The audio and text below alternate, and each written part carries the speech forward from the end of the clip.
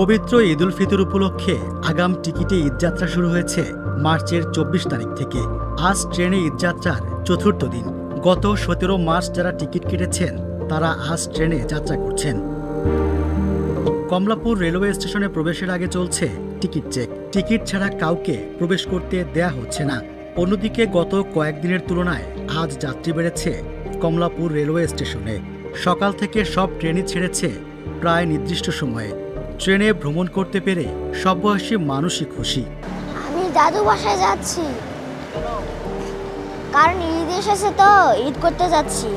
অনেক খেলা করব, তারপর ফুটবল খেলবো, ক্রিকেট খেলবো।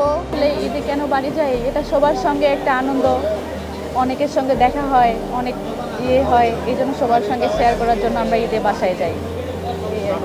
হাজার কষ্টটাও কষ্ট মনে হয় না তখন। ট্রেনের টিকিট পাওয়াটা যদিও একটু দুষ্কর ছিল, ভাগ্য ভালো ছিল। আমার ওয়াইফ সে 2টা টিকিট পেয়েছে অনলাইনে, তো 2টা টিকিট পাইছি। আজকে খুব সুন্দরভাবে যাচ্ছি, কোনো অসুবিধা হয় নাই। ট্রেনটাও অতি শীঘ্রই চলে আসছে, ইনশাল্লাহ টাইমলি ছেড়ে যাবে। এটা ঢাকায় আসার পরে ফার্স্ট টাইম যাচ্ছি।